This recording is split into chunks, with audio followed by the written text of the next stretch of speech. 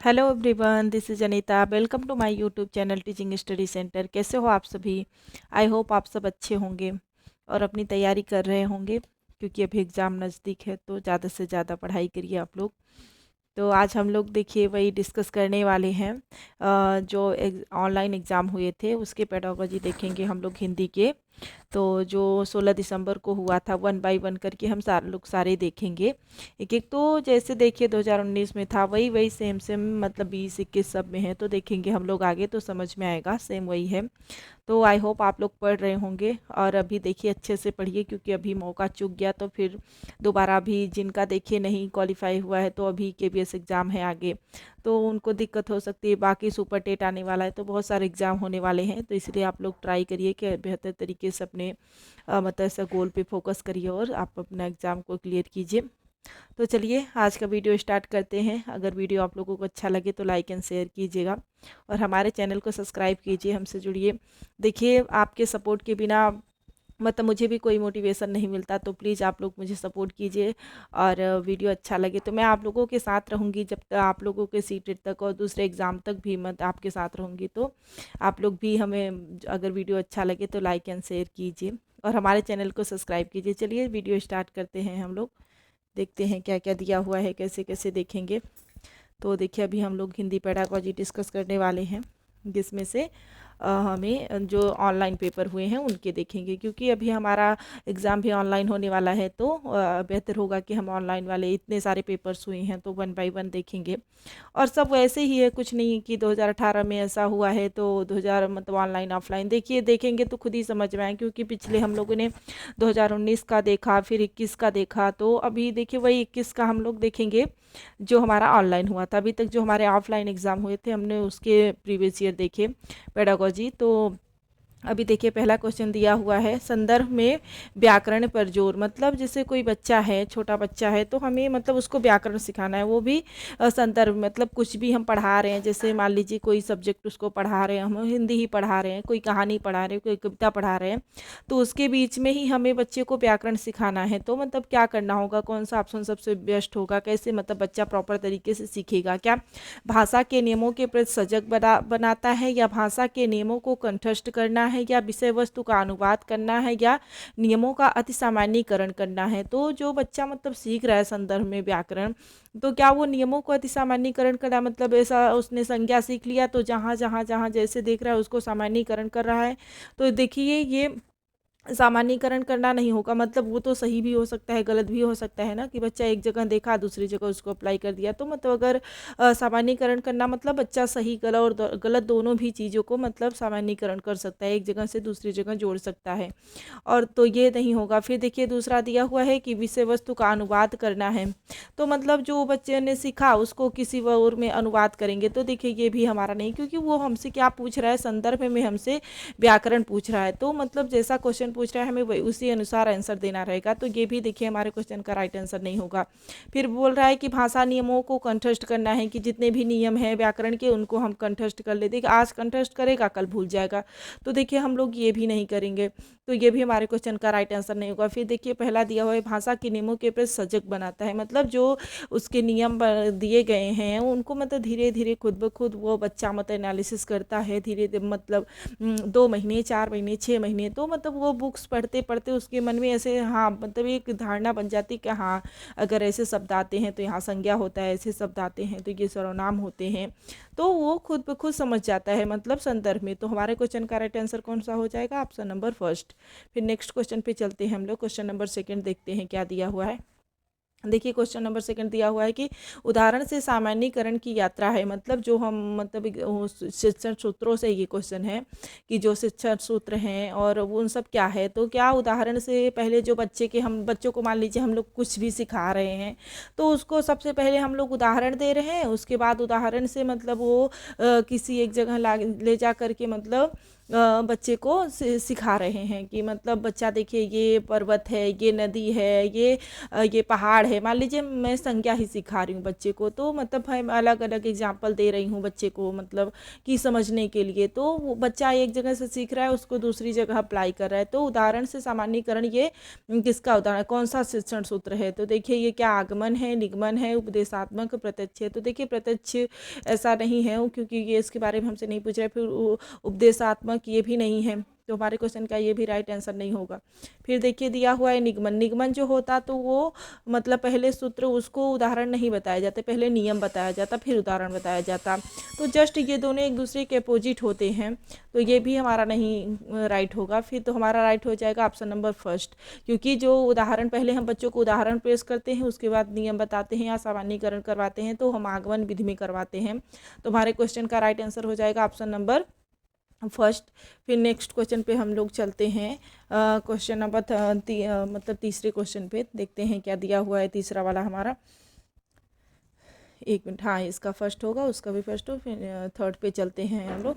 Third दिया हुआ है देखिए कि भाषा अधिगम के लिए सामग्री तैयार करने के सिद्धांतों में से एक है। मतलब जब हम बच्चे के लिए भाषा अधिगम के लिए हम सामग्री तैयार कर रहे हैं, मतलब कुछ भी उसको सिखाने के लिए कि बच्चा का भाषा कितने अच्छे से सीखे, तो उसमें से मतलब क्या सबसे ज़्यादा मतलब कौन सबसे अच्छा है? क्या प्रत्येक आयु वर्ग के लिए जटिल सामग्री चुनी जानी चाहिए क्या, या दूसरा दिया है कि सामग्री औचित्यपूर्ण तरीके से स्तरानुकूल होना चाहिए, क्या किसी भी प्रकार की सामग्री चुनी जा सकती है, या सामग्री छोटी तथा सीमित होनी चाहिए? देखिए ये नहीं हम करेंगे कि सामग्री छोटी तथा सीमित होनी चाहिए। मतलब इसका क्या मतलब बनता है? जो मतलब प्रॉपर हो, सुटेबल हो, जो बच्चे के अनुसार हो, जो मतलब जिसमें वो बेहतर सीखेगा वो होगा। छोटी कि बच्चे को बड़ा लगेगा इसके लिए हम छोटा रख लें और बच्चे को समझ में नहीं है तो उससे कुछ होने वाला नहीं है। तो देखिए ये हमारा राइट आंसर नहीं होगा।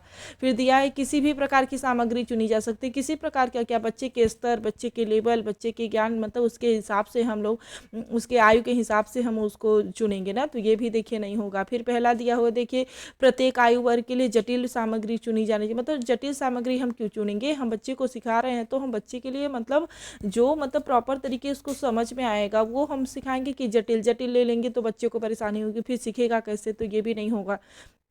फिर दूसरा दिया है देखिए सामग्री औचित्यपूर्ण तरीके से, हाँ औचित्यपूर्ण तरीके से और स्तरानुकूल होना चाहिए। हाँ जो बच्चा, जिस बच्चे का लेवल जो है, जो बच्चे का क्लास है, और मतलब कितने सुटेबल तरीके से हम लोग मतलब सामग्री को पेश करें कि बच्चे को बेहतर समझ में आए। तो देखिए हमारे क्वेश्चन का राइट आंसर हो जाएगा ऑप्शन नंबर सेकेंड। फिर नेक्स्ट पे चलते हैं हम लोग। क्वेश्चन नंबर देखिए 4 पे चलते हैं। पूछ रहा है कि भाषा अर्जन होता है जब, मतलब बच्चा जो लर्निंग एक्विजिशन करता है किसी भी लैंग्वेज को, तो मतलब कब करता है, कब वो प्रॉपर तरीके से करता है? क्या बच्चे को व्याकरण के नियम पढ़ाए जाते हैं? जब बच्चे को व्याकरण के नियम पढ़ाए जाते हैं तब बच्चे बेहतर तरीके से उनका अर्जन होता है, या बच्चे को पुरस्कार या दंड दिया जाता है, या जब बच्चे को हम पुरस्कार देते हैं या दंड देते हैं तब बच्चे मतलब प्रॉपर तरीके से लैंग्वेज एक्विजिशन करते हैं, या बच्चे को भाषा के अवसर मिलते हैं, या बच्चे को मतलब वो अवसर मिलता है जिससे मतलब बच्चा भाषा प्रॉपर तरीके से सीखता है, या बच्चा बिना सचेतन ध्यान के भाषा ग्रहण करता है? तो देखिए ये तो होगा नहीं कि मतलब ध्यान नहीं लगाया हुआ है बच्चा और मतलब ऐसे ही अपने भाषा को सीख रहा है, तो ये हमारे क्वेश्चन का राइट आंसर नहीं होगा। फिर देखिए पहला दिया हुआ है बच्चे को व्याकरण के नियम पढ़ाए जाने चाहिए। तो क्या बच्चा व्याकरण के नियम के हिसाब से, एक मिनट, तो बच्चे के मतलब बच्चों को व्याकरण के नियम, अगर हम व्याकरण के नियम ही सिखाएंगे तो फिर वो मतलब उसका एक्विजिशन नहीं होगा ना, तो फिर वो लर्निंग कर रहा है, फिर एक्विजिशन कर रहा है। एक्विजिशन मतलब कि बच्चा मतलब प्रॉपर तरीके से नेचुरल वे में वो सीख रहा है, मतलब उसके सर पे मतलब माइंड पे कोई भी बर्डन नहीं है, मतलब जो उसके आसपास वातावरण में जो भी उसको अवसर मिल रहे हैं उसके अकॉर्डिंग वो मतलब बच्चा अपना सीखता रहे, तो ये तो देखिए होगा नहीं। फिर दूसरा दिया है पुरस्कार दंड। पुरस्कार दंड से बच्चा मतलब नेचुरली वो सीख रहा है, तो ये भी नहीं होगा। फिर सचेत ध्यान से, मतलब बिना वो ध्यान नहीं लगा रहा है उसके बावजूद भी सीख रहा है, तो ये इससे भी नहीं होगा। मतलब सचेत ध्यान नहीं देगा तो सीखेगा कैसे? तो देखिए ये भी नहीं होगा। फिर तीसरा दिया गया है कि मतलब बच्चे को भाषा के अवसर मिलते हैं। हाँ जब बच्चे को भाषा के अवसर मिलते हैं तो वो मतलब बच्चा प्रॉपर तरीके से नेचुरली अपने भाषा को सीख जाता है। तो क्वेश्चन का राइट आंसर हो जाएगा ऑप्शन नंबर थर्ड। फिर नेक्स्ट पे चलते हैं हम लोग। क्वेश्चन नंबर 5वां देखिए, इसमें दिया हुआ है कि जब बच्चे को कविता सुनाने के लिए कहा जाता है या शिक्षक को उसके डैश आकलन में सहायता करता है। एक बच्चा है, मतलब जैसे टीचर है, वो मतलब बच्चे को बोलता है कि आप बच्चा एक कहानी सुनाओ। तो जब बच्चा कहानी सुनाता है तो शिक्षक उसके मतलब जो टीचर होता है क्या आकलन करता है बच्चे का इसमें। तो जब बच्चा कहानी सुना रहा हो तो मतलब जो टीचर है वो क्या आकलन करता है, तो क्या उसके साहित्य के ज्ञान का आकलन करता है, या दूसरा बोलने में निपुणता का आकलन करता है, या अभिनय के गुण का आकलन करता है, या अवबोधन, मतलब इन सब में से किसका आकलन करता है। क्या साहित्य के ज्ञान का, देखिए नहीं, वो बच्चे को कहानी सुनाने के लिए बोल रहा है तो ये तो हमारा होगा नहीं। फिर अभिनय के गुण, मतलब अभिनय वो थोड़ी कर रहा है बच्चा, मतलब वो तो उसको कितने अच्छे से बता पा रहा है, वो बोल पा रहा है कि नहीं बोल पा रहा है, अपने भावनाओं को व्यक्त कर पा रहा है कि नहीं, बस वो जानना चाहता है, तो ये भी नहीं होगा हमारा। फिर अवबोधन, मतलब समझ रहा है कितना, तो देखिए अभी इस वक्त वो उसके समझ की नहीं, समझ होता तो उसको लिखने के लिए भी बोलता, तो ये भी हमारा नहीं होगा। तो हमारे फिर देखिए दिया हुआ है अवबोधन, हाँ ये भी नहीं होगा। फिर देखिए दिया बोलने में निपुणता, मतलब जो बच्चा भाषा सीखा है उसको मतलब बोल पा रहा है कि नहीं, सही से कह पा रहा है कि नहीं। तो हमारे क्वेश्चन का देखिए राइट आंसर हो पाएगा option number second. Next question पे चलते हैं हम लोग, क्वेश्चन नंबर 6 पे। देखिए दिया हुआ है मानस मंथन ब्रेनस्टॉर्मिंग का अर्थ है, मतलब जो मतलब बच्चे हैं कोई भी कार्य हम लोग करवाते हैं तो ब्रेनस्टॉर्मिंग के बारे में पूछ रहा है हमें, तो इसके बारे में हमें बताना है। क्या विषय से संबंधित विचारों के प्रति सजगता, या कुछ मानसिक क्रियाएं करना, या कुछ समझने के लिए प्रयास करना, या मस्तिष्क को कुछ प्रकार के उद्दीपन देना। तो देखिए मस्तिष्क को कुछ प्रकार का उद्दीपन देना मतलब क्या, मतलब वो तो ब्रेनस्टॉर्मिंग बोल रहा है कि बच्चा अपने दिमाग का एक्सरसाइज करे, मतलब दिमाग से बहुत सारा सोचे, मैथ लगाए, लॉजिक लगाए, थिंकिंग करे, जिसके मतलब उसके दिमाग का मतलब एक्सरसाइज हो, मतलब प्रॉपर तरीके से मतलब किसी काम को कर पाए अपना दिमाग लगा करके। तो उद्दीपक देने से देखिए कुछ समझने का प्रयास करना, मतलब कुछ समझने का क्या प्रयास करना, तो ये भी देखिए नहीं होगा। फिर बोल रहा है कुछ मानसिक क्रियाएं करना, तो ये भी हमारा नहीं होगा क्योंकि कुछ मानसिक क्रिया नहीं, उसको सभी मानसिक क्रियाएं करना होगा, तो ये भी नहीं होगा। तो पहला देखिए दिया हुआ है विषय से संबंधित विचारों के प्रति सजगता, मतलब जो भी उसके सामने विषय है उसको समझे, उसको जाने, उसके प्रति सजग हो कि हाँ ये ऐसा है, कि ऐसा है तो क्यों है, हमें ऐसा करना चाहिए कि नहीं करना चाहिए, तो ये होगा। तो हमारे क्वेश्चन का राइट आंसर हो जाएगा देखिए ऑप्शन नंबर फर्स्ट। फिर नेक्स्ट क्वेश्चन पे हम लोग चलते हैं। नेक्स्ट क्वेश्चन हमारा दिया हुआ है कि एक मिनट, हाँ नेक्स्ट पे चलते हैं। 7 क्वेश्चन नंबर देखेंगे हम लोग। 7 दिया हुआ है कि निम्नलिखित में से कौन सी अवधारणा भाषा शिक्षण के लिए के विषय में गलत है, मतलब इसमें भाषा शिक्षण के बारे में दिया गया है जिसमें से कि 3 हमारे सही हैं, ये कैसा है जो कि गलत है, तो वही हमसे पूछ रहा है कि कौन सा गलत है। तो देखिए शिक्षार्थी वास्तविक परिस्थितियों में भाषा प्रयोग के प्रयास द्वारा भाषा अर्जित करते हैं, या शिक्षार्थी की प्रथम भाषा सीखने में महत्वपूर्ण भूमिका निभाती है। भाषा शिक्षण का ध्यान संप्रेषण गतिविधियों पर होना चाहिए। भाषा शिक्षण में बोलने की जगह लेखन को महत्व देना चाहिए। तो देखिए दिया हुआ है पहला कि शिक्षार्थी वास्तविक परिस्थितियों में भाषा प्रयोग के द्वारा भाषा का प्रयोग, हाँ तो मतलब वास्तविक परिस्थितियाँ उनके सामने होती हैं तो वहाँ वो भाषा का प्रयोग करते हैं, तो भाषा को सीखते हैं, ये तो हमारा देखिए राइट होगा। फिर दूसरा दिया है कि शिक्षार्थी की प्रथम भाषा सीखने में महत्वपूर्ण भूमिका निभाती है, तो महत्वपूर्ण भूमिका निभाती है जो कि हाँ ये भी हो सकता है ना, महत्वपूर्ण भूमिका तो निभाएगी ही, तो ये राइट आंसर नहीं होगा। फिर देखिए तीसरा दिया है भाषा शिक्षण का ध्यान संप्रेषणात्मक गतिविधियों पर होना चाहिए, मतलब हाँ बच्चा कितने अच्छे से कम्युनिकेशन कर पा रहा है उस पर हमारा ध्यान होना चाहिए, तो देखिए हमारा ये भी राइट होगा। फिर चौथा दिया है भाषा शिक्षण में बोलने की जगह लेखन को महत्व देना, देखिए इसमें किसी एक स्पेशल पे नहीं, मतलब स्पेसिफिक पे नहीं होगा कि मतलब बोलने पे ध्यान नहीं दे, लिखने पे ध्यान दे, या लिखने पे ध्यान दे, बोलने पे ध्यान नहीं दे, हम सब पे ध्यान देंगे। और मतलब हमारा वही है कि हम उसको मतलब क्या कितने ज़्यादा से ज़्यादा उसको हम कितना बोलने का मौका दे, तो ये नहीं सही हमारा, तो इसलिए हमारे क्वेश्चन का राइट आंसर मतलब यही होगा क्योंकि वो हमसे गलत पूछ रहा है।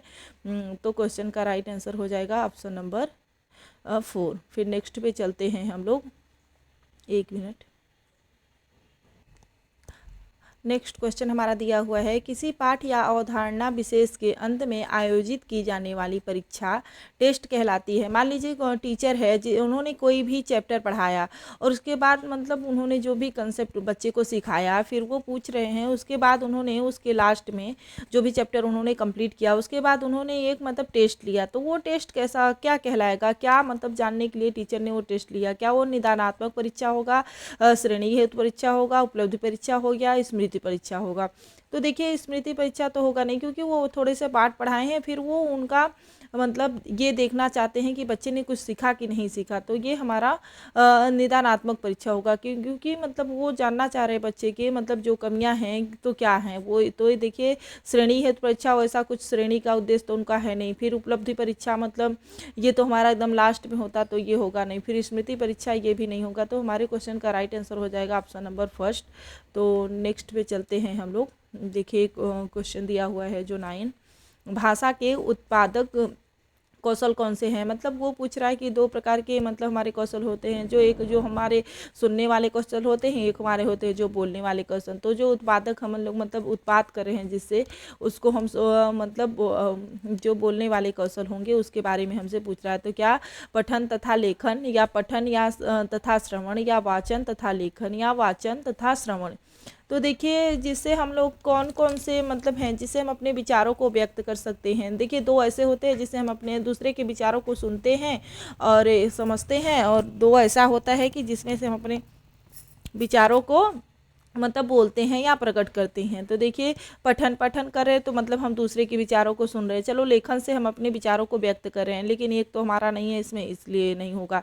फिर देखिए सेकंड दिया है पठन तथा श्रवण, मतलब पढ़ते हैं और सुनते हैं। तो ये तो दोनों भी हम मतलब ये हम उत्पाद नहीं होंगे। ये तो हमारे मतलब जो हम सुन रहे हैं वो हमारे लिए होंगे, मतलब दूसरों के द्वारा जो हम ग्रहण कर रहे हैं ग्रहणात्मक रहेंगे, तो ये भी नहीं होंगे।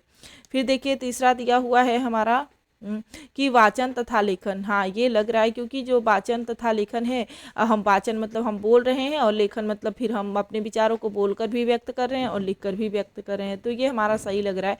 फिर चौथा देख लेते हैं, वाचन तथा श्रवण, मतलब कि बोलकर तथा सुनकर। तो देखिए सुनकर तो हम लोग मतलब अपनी भावनाओं को नहीं व्यक्त कर सकते, तो हमारे क्वेश्चन का राइट आंसर हो जाएगा ऑप्शन नंबर थर्ड। फिर नेक्स्ट पे चलते हैं हम लोग क्वेश्चन नंबर 10 पे। देखिए 10 दिया हुआ है कि हमारा प्राथमिक स्तर की पाठ्य पुस्तकों में चित्र का उद्देश्य है। मतलब जो प्राथमिक स्तर पे बच्चे हैं उनके लिए जो पाठ्य पुस्तकों में चित्र दिया गया है उनका क्या उद्देश्य है। क्या पाठ्य पुस्तक को आकर्षक बनाना, पाठ्य पुस्तक को रंगीन बनाना, या विचारों तथा संकल्पनाओं को समझना, या कहानी को समझना। तो देखिए मतलब पाठ्य पुस्तकों में जो चित्र दिए गए हैं उनका उद्देश्य ये नहीं है कि मतलब बुक को आकर्षक बनाना, तो मतलब है, लेकिन वो जो हमारा मोटो है वो नहीं है। तो ये हमारे क्वेश्चन का राइट आंसर नहीं होगा। फिर देखिए दिया हुआ है पाठ्य पुस्तकों को रंगीन बनाने के लिए वो मतलब चित्र नहीं दिए गए हैं, मतलब बच्चे का कंसेप्ट मतलब कैसे डेवलप हो उसके लिए दिए गए होते। फिर कहानी को समझने के लिए, ये सब मतलब उसके छोटे छोटे पार्ट हैं। जो मतलब मुख्य उद्देश्य है, उसका मुख्य उद्देश्य है विचारों तथा संकल्पनाओं को समझना। मतलब जो उसमें कंसेप्ट दिए गए हैं, जो उनके थॉट दिए गए हैं, उनको मतलब बच्चा समझ पाए, प्रॉपर तरीके से उसको समझे, इसके लिए वो हमें चित्र दिए गए हैं। तो राइट आंसर हो जाएगा ऑप्शन नंबर थर्ड। नेक्स्ट पे चलते हैं हम लोग। नेक्स्ट क्वेश्चन देखिए दिया गया है कि निम्नलिखित में से कौन सा कथन भाषा कौशल के बारे में सही है। मतलब भाषा कौशल जो हमारा होता है सुनना, बोलना, पढ़ना, लिखना, उससे क्वेश्चन है। बोल रहा है किसमें से कौन सा सही है। विद्यालयों को केवल पठन तथा लेखन कौशल पर ध्यान देना चाहिए, क्योंकि श्रवण तथा वाचन कौशल स्वतः ही आ जाते हैं। ऐसा नहीं है, क्यों हम दो पे ध्यान देंगे, दो पे क्यों नहीं, हम तो चारों पे ध्यान देंगे ना। सुनना, बोलना, पठन, लेखन, वाचन कौशल, हम लोग चारों पे ध्यान देंगे। तो देखिए ये तो गलत हो गया हमारा, क्योंकि ये बोल रहा है कि दो खुद ही आ जाते हैं, दो पे ध्यान देना रहेगा नहीं। भाषा कौशल को श्रवण, वाचन, पठन तथा लेखन के उचित क्रम में पढ़ाना चाहिए। मतलब आप उचित क्रम में ही पढ़ाएंगे, पहले सुनना, फिर बोलना, फिर पढ़ना, फिर लिखना। तो देखिए ऐसा नहीं है, मतलब अगर बच्चा को जो जैसे उसको समझ में आ रहा है, मतलब कोई भी आगे पीछे अंतः संबंधित होते हैं, हम कोई भी मतलब सीख सकते हैं। तो ये भी हमारा नहीं होगा। फिर तीसरा दिया है सभी भाषा कौशल अंतः संबंधित होते हैं। हाँ, तो जो सभी भाषा कौशल होते हैं वो अंतः संबंधित होते हैं, तथा शिक्षण अधिगम प्रक्रिया में इन्हें एकीकृत किया जाना चाहिए। हाँ, ये हमारा ऑप्शन सही लग रहा है, तो ये हो सकता है। फिर चौथा भी हम लोग देख लेते हैं। फिर भी भाषा के नियम लक्ष्य भाषा को दिए जाने वाले अवसरों से अधिक महत्वपूर्ण है। मतलब जो बोलने के अवसर दिए जाएंगे उनसे ज़्यादा महत्वपूर्ण है भाषा के नियम लक्ष्य। तो देखिए ऐसा नहीं है, सबसे ज़्यादा तो जितने अवसर दिए जाएंगे वो महत्वपूर्ण है। तो इसलिए ये हमारा क्वेश्चन का राइट आंसर नहीं होगा। हमारे क्वेश्चन का राइट आंसर हो जाएगा ऑप्शन नंबर थर्ड। दिया गया है कि सभी भाषा कौशल अंतः संबंधित तथा भाषा शिक्षण प्रक्रिया में इन्हें एकीकृत किया जाना चाहिए। तो ये हमारे क्वेश्चन का राइट आंसर हो जाएगा। और नेक्स्ट पे चलते हैं हम लोग। नेक्स्ट क्वेश्चन हमारा दिया गया है, देखिए 12। निम्नलिखित में से कौन सा कथन गृह कार्य के संबंध में सही है। मतलब गृह कार्य से पूछा गया है ये क्वेश्चन कि गृह कार्य में हमारा क्या कौन सा क्वेश्चन है जो मतलब क्या है जो गृह कार्य के संबंध में सही है।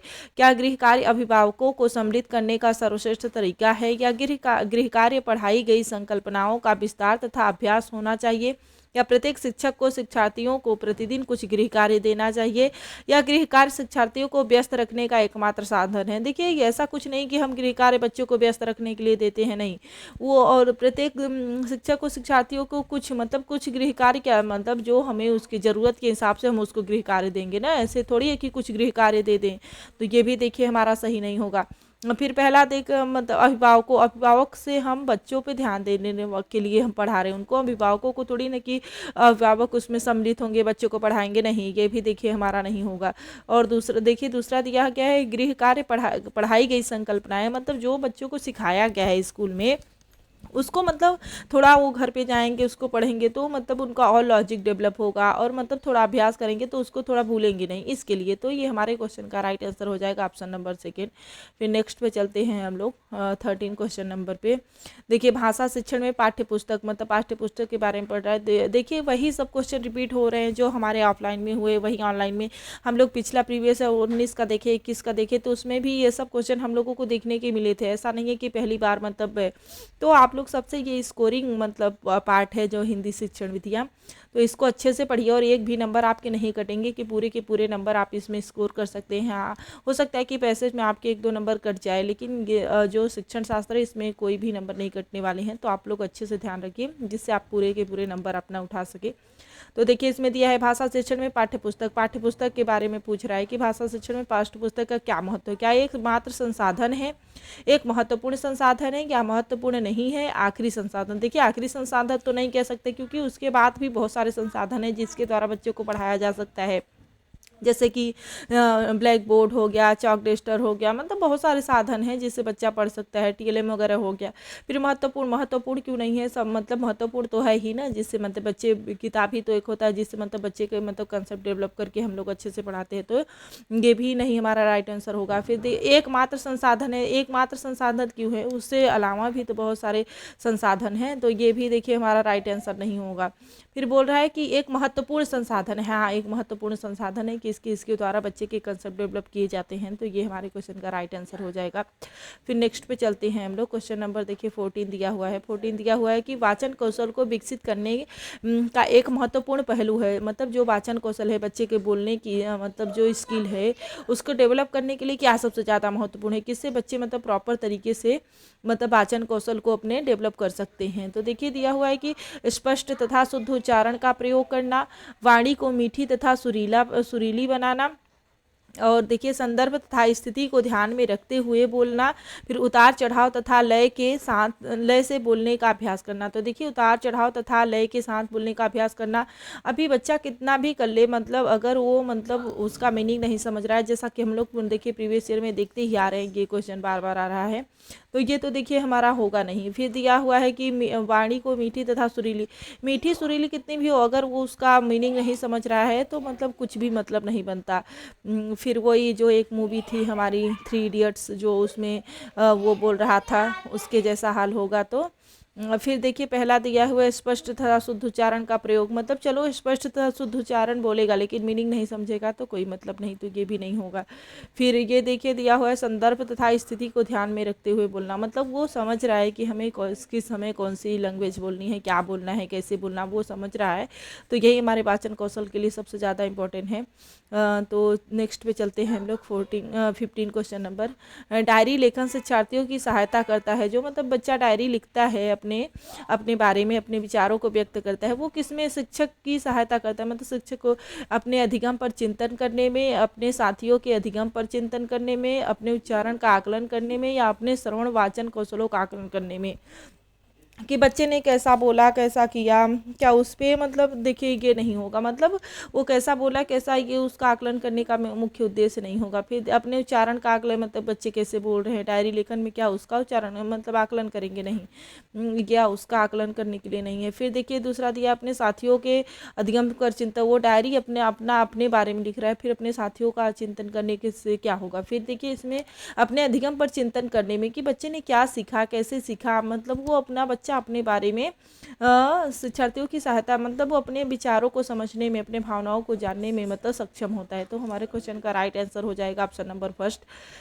तो बेसिकली हमने 15 क्वेश्चन ही रखा है कि जितने आपके मतलब एक पेपर में आपके 15 नंबर की पेडागोजी होती है, तो उतने क्वेश्चन हम लोगों ने रखा है। फिर ये देखिए आप मतलब अगर जुड़ना चाहते हैं तो हमारा Facebook link, Instagram link, YouTube link है जिसमें से आप लोग जुड़ सकते हैं। तो बेसिकली यही था आज की वीडियो में। आई होप आप लोग अच्छे से कर रहे होंगे, और मतलब मैं अपनी तरफ से पूरी ट्राई करती हूँ कि आपको प्रॉपर तरीके से एक्सप्लेन करके बताऊँ, और आप लोग अच्छे से पढ़िए। देखिए 1 बाय 1 करके प्रीवियस ईयर आप लोग अपने कंप्लीट करिए, और एक एक मॉक टेस्ट आप लोग डेली लगाइए, तभी जाके आप लोगों का अच्छे से होगा। और मैं ट्राई करूँगी कि मैं सारे सब्जेक्ट के आपको पेडागोजी या मतलब डालूँ, फिर मैं मैथ्स का भी ट्राई करूँगी कि अभी आपको दूँ। और आप लोग देखिए हमसे जुड़िए, और हमें भी मोटिवेशन मतलब मिलता है आप लोगों के सपोर्ट से। तो हमारे चैनल को प्लीज़ सब्सक्राइब कीजिए। Thank you guys.